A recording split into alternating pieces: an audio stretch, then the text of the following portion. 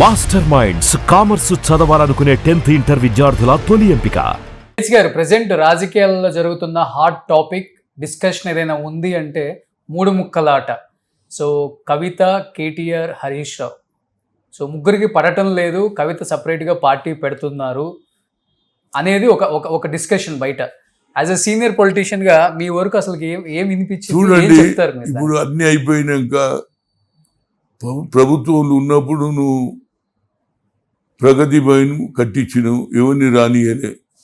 Secretariat కట్టించినావు, ఎవరిని రానియలే.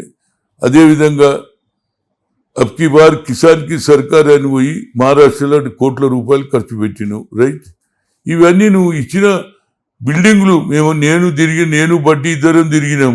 ఏది శ్రీనివాస్ యాదవ్ని వెంబడి పెట్టుకొని ఎన్ని ఇండ్లు కట్టించిండ్రు? తిరిగిన 1 year 2 years అయినా మీరు ఎందుకు ఇవ్వలే ఇండ్లు? అంటే పేదవాళ్ళ మీద కాదు కట్టించడం, మేము చేస్తున్నాం. ఇవన్నీ ఇవాళ శ్రీనివాస్ రెడ్డి వచ్చి నేను ఇండ్లు కట్టిస్తా అంటారు. అన్ని తప్పులు చేసిండ్రు. అంటే జరిగింది ఏంటంటే ప్రతి ఇంట్లో పంచాయతీ ఉంటుందండి, నేను అనుకుంటున్నా. ఇది మై పర్సనల్ ఒపీనియన్. ఆయన 10 years ఈ was the chief minister, right? ఎవరు? కేసీఆర్. ఇంట్లో ఆడోళ్ళు ఏమంటారు, ఎన్ని రోజులు ఉంటావా, పెద్ద అయిన కొడుకు కప్పచెప్పు అంటే కొడుకు కప్పచెప్పింది.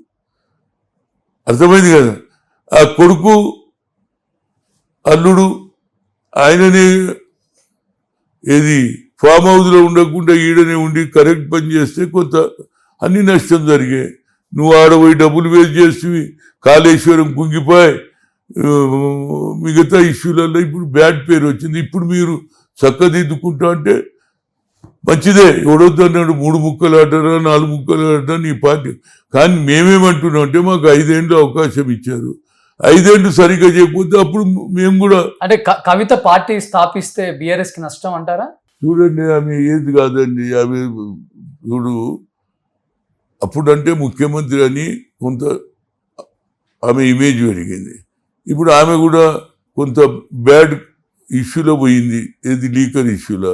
ఆమె ఏది పెట్టినా కొన్ని రోజులు మహిళ కాబట్టి మీ మీడియా వాళ్ళు ఎక్కువ ప్రజెంటేషన్ చేస్తారు. కానీ ఇప్పుడు ఉద్దరు ఇద్దరు కేటీఆర్, హరీష్ రావు. వాళ్ళిద్దరిలో మరి ఎలాంటి ఏదో ఆయన ఇంటికి పోయిండు, చేసిన మేము కలిసి ఉన్నాం, మంచిదే కదా. కానీ గతంలో ఇచ్చినటువంటి వాగ్దానాలు అన్నిటికంటే మీకు నష్టం ఏది జరిగింది? ధరణితోటి ఎక్కువ జరిగింది. ధరణిలో ఉన్న భూములని పేర్లు మార్చేసి చేసేసి అది ఇప్పుడు దాన్ని మేము క్లియర్ చేస్తున్నాం. కనుక ఏ పార్టీ అయినా జనరల్గా ఏమంటారు, మనం చేసిన తప్పుల వల్లనే నష్టపోతాం అనేది ఉన్నది.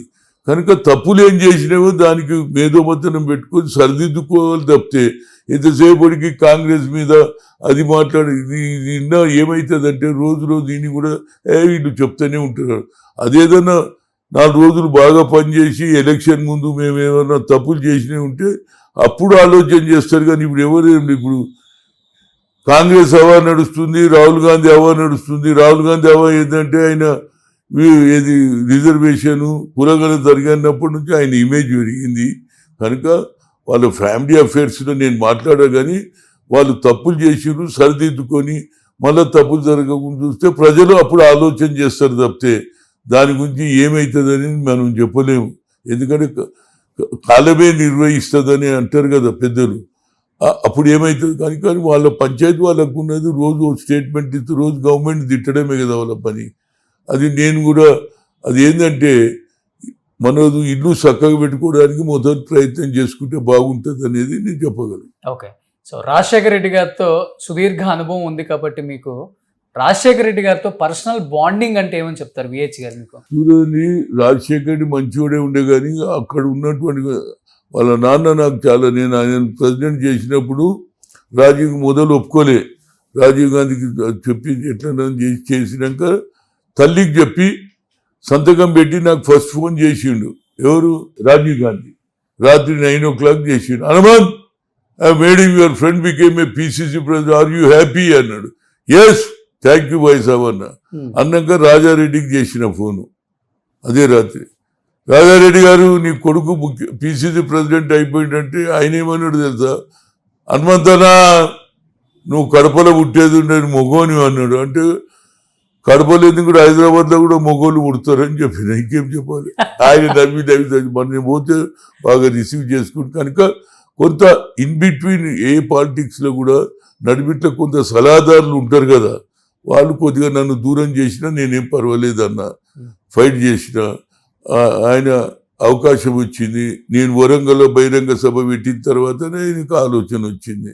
అది కూడా నేనే పెట్టినా కదా, సోనియా గాంధీకి పిలిచి, అమ్మ ఇందిరాగాంధీ కోడలుగా నువ్వు వస్తే ఒక మంచి మెసేజ్ పోతుంది, బడుగు బలహీన వర్గాల ఓట్లు పడితే అంటే అని వచ్చింది. 2 సార్లు హెలికాప్టర్లో తిరిగి 5-6 లక్షల మంది వచ్చారు. అదే టర్నింగ్, అది చూసి మనోడు పాదయాత్ర పెట్టే, దాంతో అతనికి అవకాశం. కానీ ఇప్పుడు ఎవరు మాట్లాడాడు? హనుమంతన్న బహిరంగ సభ పెట్టిడు, 5-6 లక్షల మంది చెప్పాడు.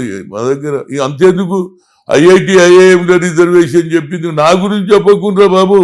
Sonia Gandhi he's done as a UPA chairperson as a Manmohan Singh అని చెప్పాను రా భయ్. రాహుల్ గాంధీ కూడా చెప్తలేడు, అది పంచాయతీ. రాహుల్ గాంధీ చేసిండు కదా, ఏది సెపరేట్గా ఎస్సీ వేరు ఎస్టీ వేరు ఓబీసీ, ఆయన కూడా చెప్పు. సోనియా గాంధీ చేసిందని చెప్పు, నా పేరు చెప్పొద్దు. సోనియా గాంధీ అంటే నరేంద్ర మోడీ 10 ఏళ్ళు ఉన్నా బడుగు బలైన వర్గాల గురించి ఆలోచన చేయలేదు. కానీ ఇందిరాగాంధీ ఏది సోనియా గాంధీ ఇతడి దేశంలో పుట్టిన భారతదేశ సంస్కృతిని అమలు చేసిన తల్లి. ఏది ఐఐటి ఐఐఎంలో రిజర్వేషన్ చేయగలిగిన శక్తి ఆమెకే ఉన్నది. ఆనాడు బిల్లు పెట్టకుంటే మనకు ఏం రాకపోతుండే, బిల్లు పెట్టింది, పాస్ అయింది. అదన్నా చేసింది చెప్పుకోలేము. వాళ్ళు బీజేపీలో చేయదు కూడా చెప్పుకుంటారు, వాళ్ళు చేసింది కూడా చెప్తారు. మధ్యలో దూరం పెరిగిందా మీకు రాజశేఖర రెడ్డి గారికి మధ్య గొడవ ఏదన్నా? దూరం అంటే పక్కోళ్ళు పెడతారు కదండి.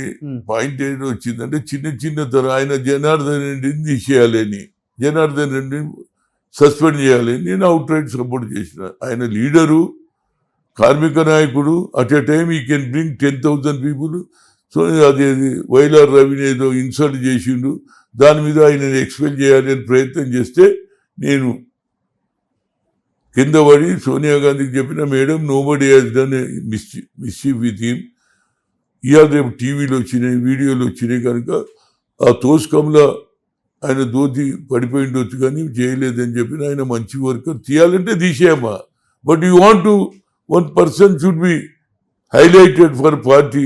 ఒక లీడర్ తయారు కావాలంటే 15-20 పడుతుంది. లీడర్ని కొట్టేయి 1 నిమిషంలో కొట్టేయి.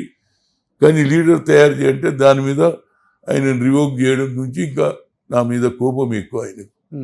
ఆఖరికి వాళ్ళ తమ్ముడు, ఆయన కొడుకు కూడా వాళ్ళ తమ్ముని కొట్టిండి ఉండే కదా, మోటార్ సైకిల్ గొడవ అయింది అని ఎక్స్ప్లెయిన్ చేసినాడు. అప్పుడు నేను వచ్చి ఎంతో రిక్వెస్ట్ చేసినా, లాస్ట్లో అడిగాను, హనుమంతన నువ్వు జనార్దన్ రెడ్డిని ఇడిచిపెట్టి నా ఎంబడి ఉండు, 50 ఏళ్ళ వరకు నీ కుటుంబం ఎవరికి చేయి చాపకుండా చూస్తా అంటే నేను ఈ కండిషన్ నీకు గతంలో పిసిసి ప్రెసిడెంట్ అది అయిపోయిందన్న, నా ఎంబడి ఉండు, నీకు అన్ని చేస్తాను. నేను అది నడవదు, మీ రాయలసీమలో వేరు, మా దగ్గర వేరు, ఈ నిడిచి అని ఎంబడి ఉండదు.